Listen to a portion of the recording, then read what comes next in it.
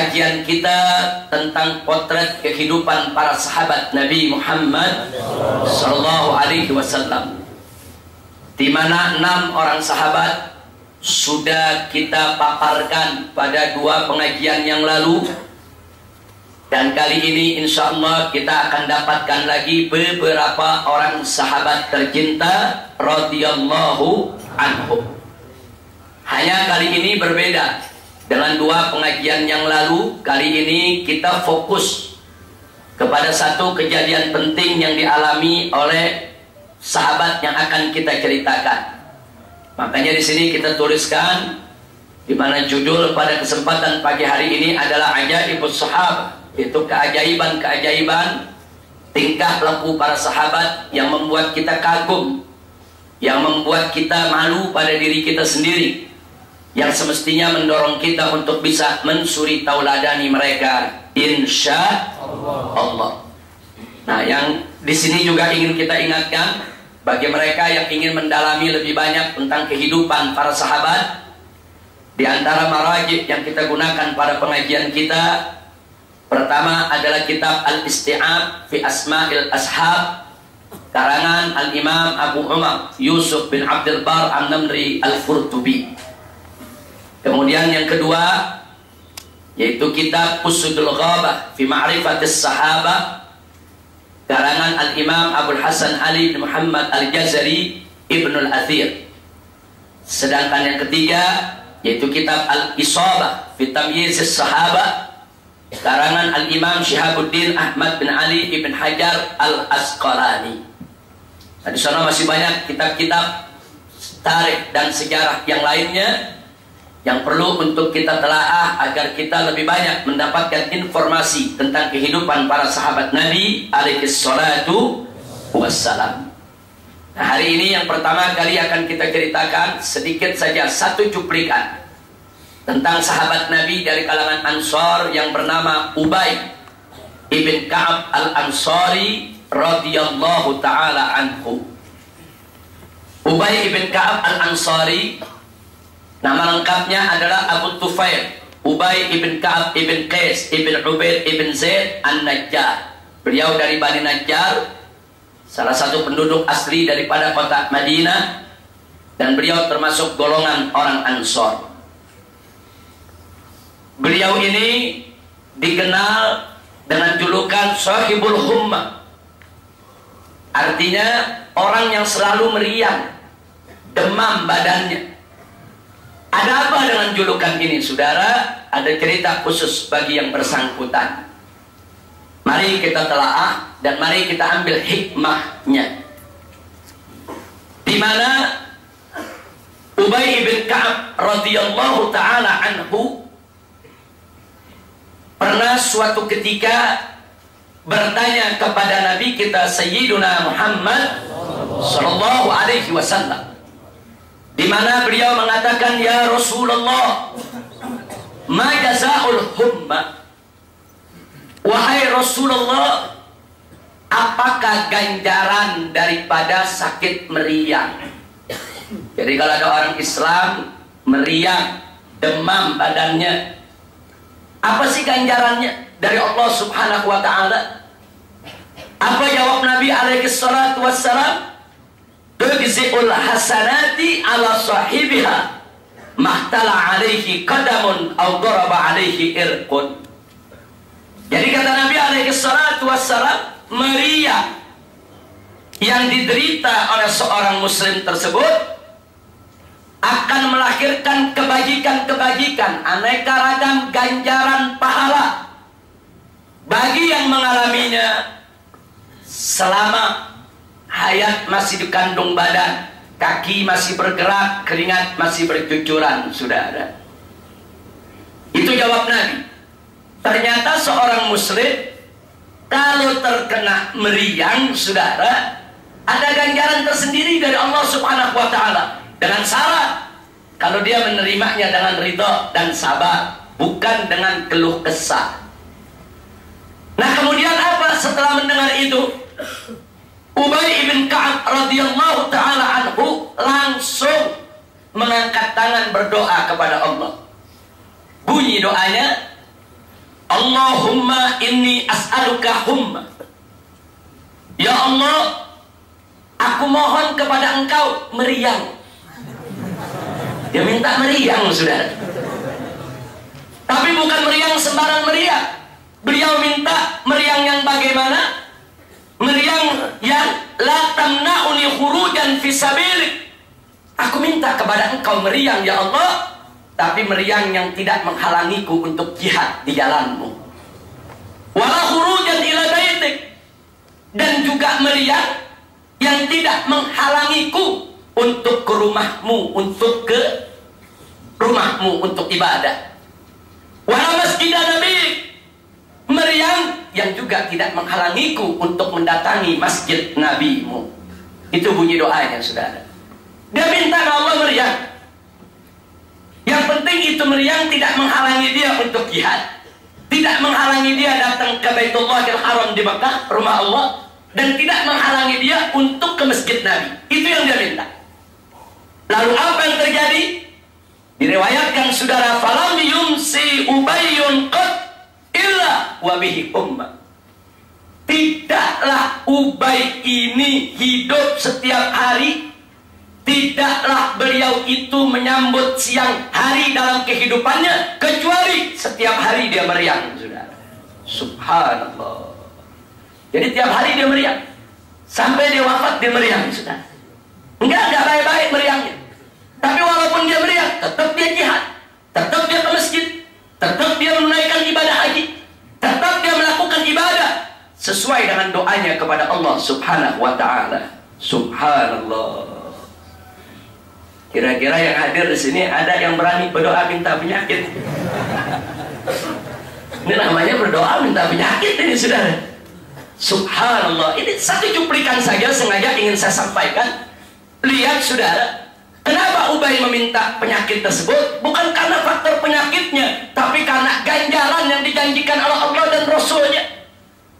Seorang muslim tidak akan pernah kenyang daripada kebaikan, tidak akan pernah kenyang merasa untuk mendapatkan ganjaran dari Allah, hatta yakuna muntahahul jannah, kecuali penghabisannya adalah sorga. Jadi apa saja yang bisa mendatangkan ganjaran, para sahabat Nabi berlomba. Kalau memang ternyata ganjaran itu ada di penyakit, kenapa beliau tidak minta penyakit kepada Allah? Subhanallah. Rasanya dari sini kita udah bisa lihat bagaimana ketinggian daripada iman Ubay ibn Ka'ab, dan bagaimana kesiapannya untuk mendapatkan ujian dari Allah, dan bagaimana pula keinginannya untuk selalu mendapatkan ganjaran yang berlipat ganda dari Allah Subhanahu wa ta'ala. Kira-kira ada yang berani doa minta penyakit? Belum ada. Mudah-mudahan kita sehat walafiat. Takutnya nanti doa minta penyakit nggak sabar kayak Ubay, saudara. Ubay minta meriang, Allah berikan, dan beliau sabar. Beliau ridho, memang beliau yang minta. Dan betul-betul meriang yang beliau alami tidak menjadi halangan, dan tidak pernah beliau jadikan alasan untuk meninggalkan kewajiban di jalan Allah Subhanahu wa ta'ala. Inilah salah satu potret kehidupan Ubay bin Ka'ab radhiyallahu ta'ala anhu. Alhamdulillahi rabbil alamin. Dan sekarang sahabat yang kedua, cuplikan juga ingin saya sampaikan. Kalau barusan Ubay dari kalangan Ansar, kali ini seorang sahabat dari kalangan Muhajirin, yaitu Al-Miqdad Ibnul Aswad radhiyallahu ta'ala anhu. Siapa ini Al-Miqdad Ibnul Aswad? Nama lengkapnya Al-Miqdad Ibn Amr Ibn Tha'labah Ibn Malik Ibnul Qudai Al-Kindi. Beliau termasuk kalangan yang mustad'afin, kalangan yang lemah pada awalnya, sehingga beliau pada awal-awal hijrah para sahabat tidak mendapatkan kesempatan untuk hijrah. Karena memang beliau pada saat hidup di kota Makkah dikekang betul oleh majikannya, diintimidasi, dijaga betul, sehingga sulit untuk hijrah meninggalkan kota Makkah. Walaupun pada akhirnya beliau dapatkan kesempatan tersebut. Al-Miqdad Ibnul Aswad, inilah yang disebut oleh Nabi sebagai ahadu nujaba'in Nabi Sallallahu Alaihi Wasallam, salah seorang pendamping Nabi yang cerdas, yang pintar, yang dipercaya. Jadi kalau kita buka kitab Al-Isti'ab, di sini disebutkan oleh Nabi alaihi salatu wassalam, di mana beliau mengatakan, innahu lam yakun nabiyyun illa u'tiya sab'atu nujaba wa wuzara wa rufaqa. Kata Nabi, tidaklah seorang nabi itu kecuali diberikan oleh Allah 7 orang pendamping. 7 orang pendamping yang cerdas dan bisa dipercaya sebagai wuzaranya, sebagai menterinya. Kemudian Nabi mengatakan, wa inni u'titu arba'ata asyar. Tapi khusus untuk aku, Allah berikan 14 pendamping yang cerdas, yang dipercaya, yang begitu bagus. Setiap Nabi dapat cuma 7, tapi Nabi kita dapat 14. Siapa saja? Nabi menyebutkan Hamzah, wa Ja'far, wa Abu Bakar, wa Umar, wa Ali, wa Hasan, wa Husain, wa Abdullah ibn Mas'ud, wa Salman, wa Ammar, wa Hudzaifah, wa Abu Dzar, wal Miqdad, wa Bilal. Ternyata Al-Miqdad masuk salah satu dari 14 yang disebut oleh Nabi kita Sayyiduna Muhammad Sallallahu Alaihi Wasallam. Nah, cuplikan apa yang ingin kita sampaikan pada pagi hari ini berkenaan dengan Miqdad? Mari kita lihat, saudara, satu cuplikan saja, yaitu tentang mauqiful Miqdad min jihadin Nabi Sallallahu Alaihi Wasallam, tentang bagaimana sikap dan respon Al-Miqdad terhadap ajakan jihad Nabi kita Muhammad Sallallahu Alaihi Wasallam. Kali ini yang bercerita tokoh kita yang kita ceritakan pada minggu lalu, itu Sayyidina Abdullah ibn Mas'ud radhiyallahu ta'ala anhu. Abdullah ibn Mas'ud bercerita, apa kata beliau? Laqad syahidtu minal Miqdad ibn al-Aswad mashhadan li'an akuna sahibahu habbu ilayya mimma udila bih. Jadi kata Abdullah ibn Mas'ud, aku telah menyaksikan satu kejadian yang dialami oleh Al-Miqdad ibn al-Aswad.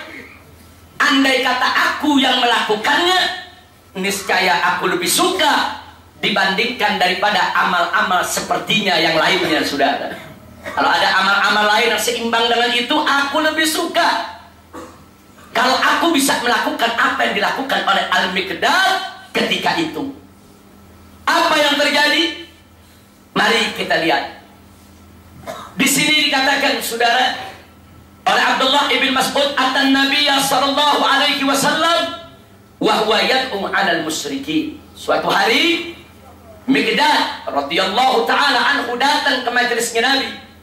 Saat itu Nabi sedang bercerita kepada para sahabat tentang orang-orang kafir, tentang orang-orang musyrik, bagaimana mengatasi intimidasi mereka, bagaimana mengatasi ancaman mereka, bagaimana mengatasi, yaitu daripada semua segala halangan-halangan yang diciptakan oleh mereka. Tapi ketika itu Nabi tidak terus terang kepada para sahabat, ayo jihad, ayo angkat senjata. Tidak, menggunakan bahasa-bahasa sindiran, saudara. Nabi menerangkan, ini orang-orang musyrik berbahaya, ini orang-orang musyrik merupakan ancaman, ini orang-orang musyrik setiap saat bisa menghancurkan kita, dan seterusnya. Saudara, ketika itu terjadi, Miqdad berdiri di tengah-tengah majelis, saudara. Beliau mengatakan, ya Rasulullah, sepertinya kami merasakan sesuatu dari kalimat-kalimat yang engkau ungkapkan. Jadi Miqdad menyampaikan kepada Nabi kalau beliau paham sebetulnya pesan apa yang diinginkan oleh Nabi. Nabi pengen sahabat ini jihad, cuma menyampaikannya nggak langsung secara frontal, menyampaikannya dengan bahasa-bahasa yang halus, bahasa-bahasa sindiran. Akhirnya Miqdad mengatakan di hadapan Nabi dan para sahabat, wallahi ya Rasulullah, demi Allah wahai Rasulullah, la naqulu laka kama qalat Banu Israil li Musa. Kami para sahabatmu tidak akan mengatakan kepada engkau sebagaimana yang pernah dikatakan oleh Bani Israel kepada Nabi Musa. Tatkala orang-orang Bani Israel mengatakan kepada Nabi Musa, tatkala Nabi Musa mengajak mereka untuk berjihad di jalan Allah, apa jawab Bani Israel? Idhab anta wa rabbuka faqatila inna hahuna qa'idun. Hei Musa, engkau saja dengan Tuhanmu yang berperang. Kami nunggu di sini, kami duduk. Ntar kalau udah menang baru kami ikut. Itu jawaban Bani Israel, diceritakan dalam Al-Quran, saudara. Betapa Bani Israel, umatnya Nabi Musa alaihissalam, tatkala diajak berjihad oleh Nabi Musa, jawabannya idhab anta wa rabbuka faqatila. Hei Musa, kau saja dengan Tuhanmu yang berperang. Inna hauna qa'idun, biarkan kami duduk di sini, biarkan kami nunggu di sini. Jadi mereka hanya ingin menunggu hasil daripada perjuangan Musa, saudara. Jadi Mikdad mengatakan, demi Allah ya Rasulullah, kami sahabatmu tidak akan mengatakan apa yang dikatakan Bani Israel kepada Musa. Tatkala diajak berjihad, di mana mereka katakan pergi engkau dengan Tuhanmu saja untuk berjihad, tapi kami walakinna, akan tetapi kami ya Rasulullah, nuqatilu an yaminik, kami akan berperang di sisi kananmu, wa an yasarik, dan di sisi kirimu, wa min baini yadik, dan di depan di hadapanmu, wa min khalfik, dan di belakangmu. Itu yang dijawab oleh Mikdad, saudara, sambil bersumpah, demi Allah, kami akan berperang bersamamu. Dari kananmu, kirimu, depanmu, belakangmu, akan kami korbankan segala yang kami miliki. Apa kata Abdullah ibn Mas'ud? Begitu Nabi mendengar apa yang disampaikan oleh Al-Mikdad, fara'aitun nabiyya sallallahu alaihi wasallam asraqa wajhu. Ketika itu aku melihat wajah Nabi cerah, senang, ridha, luar biasa. Makanya Abdullah ibn Mas'ud iri. Andaikan aku yang mengucapkan itu, aku yang menyebabkan Nabi begitu cerah, begitu senang, begitu ridha, nggak ada amal lain yang lebih aku suka kecuali melihat Nabi senang dengan ucapan yang disampaikan.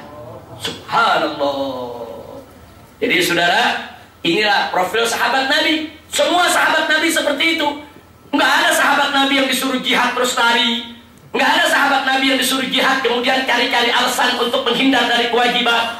Apalagi menjawab seperti jawaban Banu Israel. Nggak ada, saudara. Di mana Nabi perintahkan mereka untuk berjihad, mereka siap untuk melaksanakannya. Nah ini yang menariknya. Ini awal Nabi mau ajak jihad, Nabi nggak terus terang, saudara, ayo kita jihad, enggak. Nabi nyindir, cerita-cerita dulu, saudara.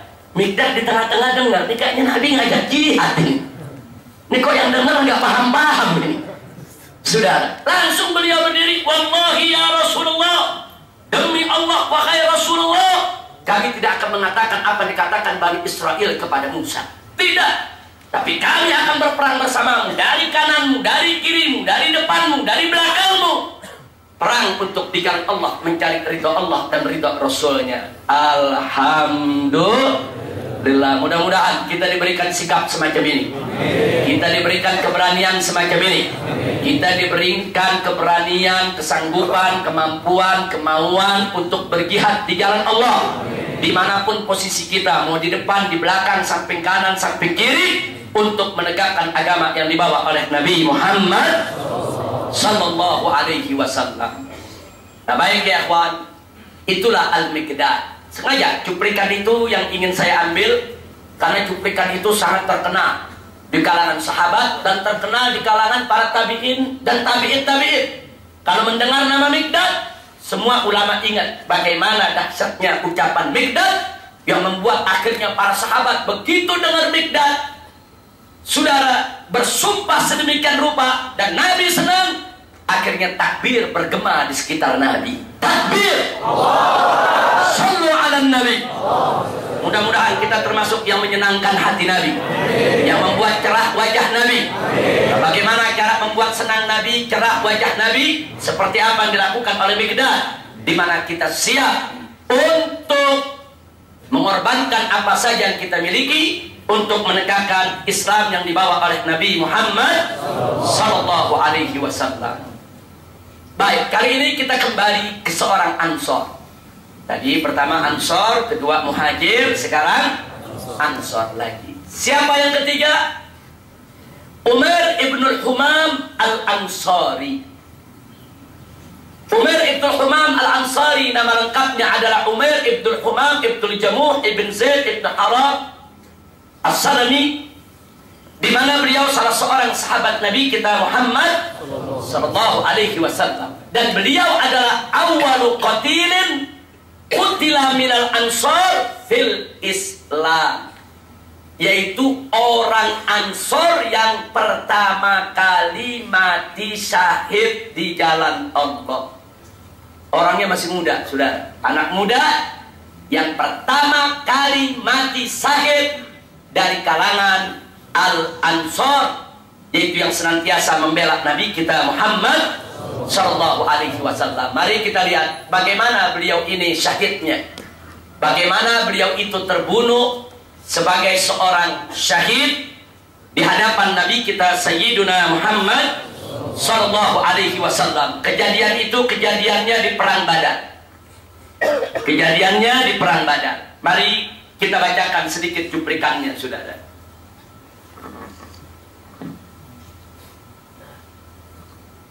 Di mana diceritakan tentang istishhad Umar ibn Humam radhiyallahu taala anhu fi Badar.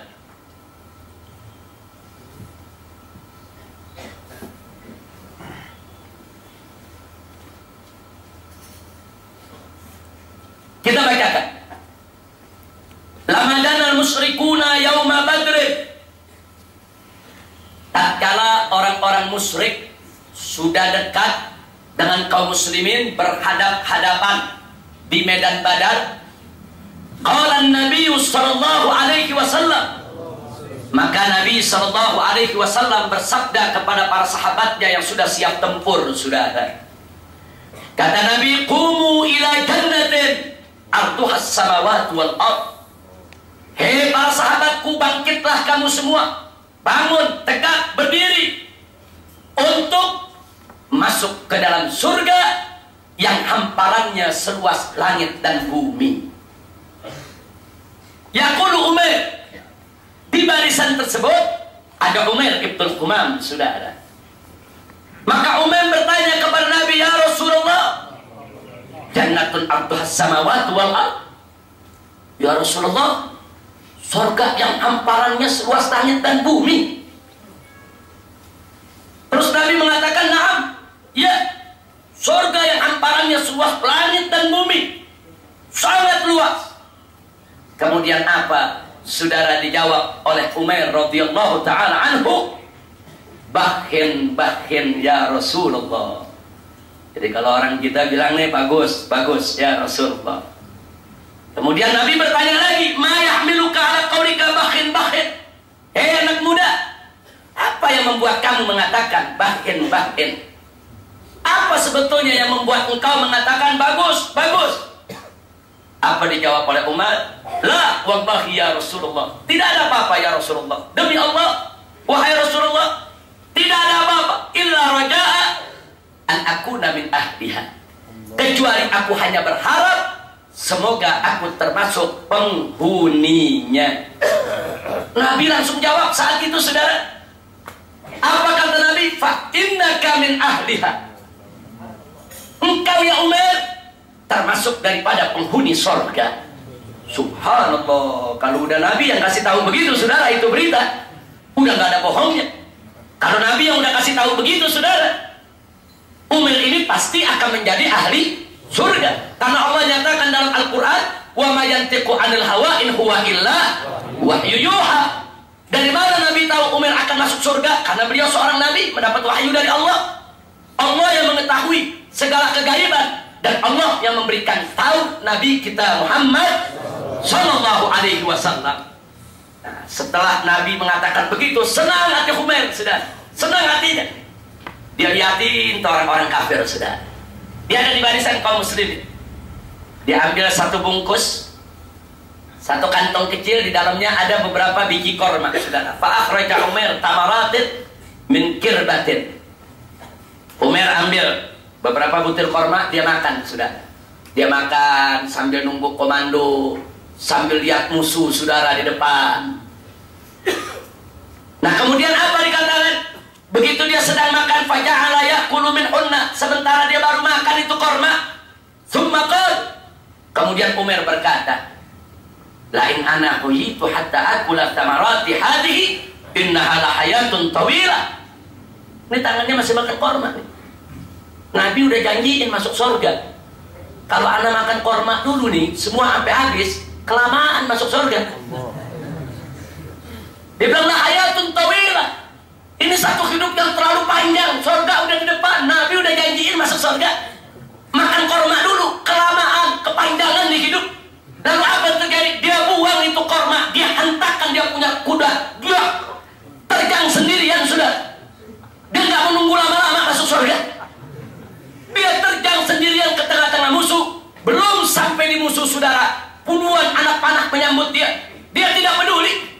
Nabi terkejut. Sahabat semua yang ada terkejut. Kata Nabi, siapa itu yang menerjang sendirian? Akhirnya sahabat menjawab, innahu Umar ya Rasulullah. Dia adalah Umar ya Rasulullah yang barusan bertanya kepada engkau. Akhirnya Nabi menjawab, laqad wajabat. Dia sudah dapat apa yang dia mau. Masya Allah. Coba lihat saudara, makan korma kelamaan mau masuk surga. Nabi udah janjiin engkau masuk surga. Terus mau makan korma dulu mau ngapain? Kalau Nabi udah janjiin masuk surga, terjang aja udah pintu surga di depan. Subhanallah walhamdulillah wa la ilaha illallah wallahu akbar. Inilah keberanian pemuda di zaman Nabi, saudara. Inilah makanya sering kita katakan para sahabat Nabi dulu di zaman Nabi bukan berani mati, berebut mati. Bukan berani mati, saudara, mereka berebut mati, berebut masuk surga, berebut mendapatkan ridho Allah dan Rasulnya. Saking berebutnya mereka nggak mau tunda-tunda. Apalagi telah mendapatkan janji dari Allah dan Rasulnya untuk masuk surga Allah, mereka lepaskan semua kesenangan duniawiyah. Mereka tidak peduli dengan kesenangan duniawiyah. Yang penting mereka surganya. Mudah-mudahan kita termasuk orang yang macam ini. Amin ya rabbal alamin. Nah, masih ada beberapa sahabat yang akan kita ceritakan. Kita baca dulu 2 pasal, saudara. Maulaya salli wa sallim ala nabi. Allahumma salli wa sallim wa barik alaihi wa ala alihi wa sahbihi. Bismillah walhamdulillah wassalatu wassalamu ala rasulillah wa ala alihi wa sahbihi wa mawala. Baik ya kawan, kita lanjutkan tokoh kita yang keempat pada pagi hari ini, yaitu lagi-lagi seorang dari kalangan Ansar yang bernama Thabit bin Qais radhiyallahu taala anhu. Thabit bin Qais ini dari kalangan Khazraj, salah satu penduduk asli daripada kota Madinah. Julukan yang beliau dapat adalah Khatibu Rasulullah sallallahu alaihi wasallam. Thabit ibn Qais ini terkenal suaranya lantang, bahasa Arabnya fasih, cara bicaranya bagus betul, sampai-sampai beliau sering dijadikan sebagai juru bicara Nabi kita Muhammad sallallahu alaihi wasallam. Jadi kalau di sana ada Hasan ibn Thabit radhiyallahu taala anhu yang disebut syairul Rasulullah, penyairnya Rasulullah, di sana juga ada Thabit ibn Qais yang disebut khatibur Rasulullah, penceramahnya Rasulullah sallallahu alaihi wasallam. Nah, kemudian saudara, ada satu catatan yang perlu kita nukilkan di sini, bahwa suatu ketika Thabit ibn Qais radhiyallahu taala anhu yang selama ini selalu duduk di samping Nabi, duduk di majelis Nabi, tidak jauh dari Nabi, karena kalau dalam beberapa event ada sambutan-sambutan beliau yang diperintah oleh Nabi, karena kebagusan bahasanya, kelantangan daripada suaranya yang luar biasa. Suatu waktu beliau hilang dari majelis Nabi Muhammad sallallahu alaihi wasallam. Beliau tidak hadir. Sehari, 2 hari, 3 hari, beberapa kali nggak hadir. Nabi tanyakan kepada sahabat, "Man ya'tini bihi? Man ya'tini bi khabari?" Siapa yang bisa menyampaikan kepadaku tentang kabar daripada Thabit ibn Qais? Kemana dia hilang? Ternyata setelah dicari, saudara, hilangnya dia berkenaan dengan turunnya wahyu Allah kepada Nabi alaihi salatu wassalam dalam surat Al-Hujurat ayat 2, di mana Allah menyatakan faqala ta'ala ya ayyuhalladzina amanu la tarfa'u aswatakum fawqa sautin nabi. Hei orang-orang yang beriman, jangan sekali-kali kamu meninggikan atau mengangkat daripada suara kamu sekalian di atas suara Nabi Muhammad sallallahu alaihi wasallam. Dalam ayat ini ada ancaman. Barang siapa yang mengangkat suaranya di atas suara Nabi lebih keras daripada suara Nabi, maka amalnya akan dibatalkan oleh Allah dan dia akan masuk neraka jahanam. Begitu ayat ini turun, Thabit ibn Qais nggak berani lagi datang ke majelis Nabi, saudara. Karena begitu ayat ini turun, beliau pulang ke rumah, nggak boleh suara lebih keras dari suara Nabi. Selama ini suaranya paling keras. Kalau Nabi udah suruh bicara, suaranya kan paling lantang, suaranya keras, saudara. Lebih keras daripada suara Nabi alaihi salatu wassalam. Dia ketakutan. Jangan-jangan ini ayat turun buat negor dia, saudara. Dia takut. Dia nggak berani datang lagi. Nah, akhirnya begitu ketemu seorang sahabat, sahabat tanya, kenapa ya Qais kau tidak datang? Sedih dia. Bagaimana aku tidak sedih? Allah nyatakan amalnya batal dan dia masuk neraka. Amalku batal, aku akan masuk neraka. Suaraku di atas suara Nabi. Nah, berita itu akhirnya disampaikan oleh si sahabat yang bertanya tadi kepada Nabi, ya Rasulullah, diceritakan kenapa Thabit ibn Qais ini tidak ada di majlis beberapa hari. Begitu dengar hal tersebut, saudara, apa kata Nabi kepada orang tersebut? Idhab ilaihi faqul lahu lasta min ahlin nar walakinnaka min ahlil jannah. Kau pergi, temui dia, sampaikan ke dia bahwa sesungguhnya engkau ya Thabit bukan penghuni neraka, tapi engkau adalah penghuni surga. Ternyata ayat tadi turun bukan buat menegur Thabit ibn Qais. Ayat itu turun untuk menegur orang-orang munafik yang kadang-kadang suaranya tidak sopan di hadapan Nabi, saudara. Suaranya lebih tinggi daripada suara Nabi. Suaranya menunjukkan mereka tidak punya adab. Sedangkan Thabit ibn Qais suara tinggi bukan suara tidak punya adab kepada Nabi, tapi dalam rangka untuk menyampaikan kalimatul haq, dan itu pun diperintahkan oleh Nabi alaihi salatu wassalam. Nah, jadi Anda bisa lihat bagaimana hati-hatinya para sahabat Nabi, saudara. Takut setiap ada ayat yang turun, mereka introspeksi diri. Mereka selalu melakukan evaluasi. Ini yang ditegur saya atau bukan? Kalau saya yang ditegur, berarti saya harus memperbaiki diri. Nah, inilah sikap daripada sahabat Nabi kita Muhammad sallallahu alaihi wasallam. Nah, Thabit ibn Qais bukan hanya sikapnya yang sedemikian rupa, warok, takut kepada Allah, takut menyakiti Nabi, takut kurang ajar kepada Nabi sallallahu alaihi wasallam, tapi juga pengorbanannya untuk Islam, saudara, tidak diragukan lagi. Salah satu cuplikan kisahnya saya ingin sampaikan pada kesempatan pagi hari ini, yaitu tatkala perang terjadi antara kaum muslimin melawan pasukan Musailamah Al-Kadzdzab. Begitu terjadi pertempuran yang dahsyat, saudara, karena Thabit amiran li jundil ansar fi ma'rakatil Yamamah. Ketika itu Thabit ibn Qais diangkat oleh Khalid bin Walid sebagai komandan pasukan Ansor, saudara. Jadi Ansor ada komandannya, Muhajirin juga ada komandannya. Beliau menjadi komandan pasukan Ansor. Falamma stadatil harb, begitu perang berkecamuk hebat, wara'a min tadahdu'il muslimin, dan ketika itu, saudara, Thabit melihat bagaimana pasukan kaum muslimin mulai porak-poranda, bagaimana yang mulai melangkah mundur, bagaimana yang mulai ada dalam ketakutan, saudara. Lalu apa beliau katakan? Faqala, beliau langsung berdiri mengatakan, ya ma'syaral muslimin, ma hakadha kunna nuqatilu ma'a Rasulillah. Hei kaum muslimin, bukan begini dulu cara kita berperang bersama Rasulullah. Bukan begini. Enggak boleh kita mundur, enggak boleh kita tinggalkan medan juang ini. Tidak boleh kita takut. Jangan dibuat porak-poranda oleh musuh. Bukan begini cara perang kita. yaitu menghadapi musuh-musuh ini. Lalu apa yang dilakukan oleh Thabit ibn Qais, saudara? Begitu berhadapan dengan musuh, siap tempur lagi untuk membangkitkan semangat pasukannya. Fatahanna Thabit. Thabit ambil bidara, daun bidara, dan beberapa wewangian lain, dipakein badannya. Jadi badannya wangi seperti jenazah baru dimandiin, saudara. Kita kalau habis mandiin jenazah kan kita pakein bidara, kita pakein wewangian, saudara. Tahanna.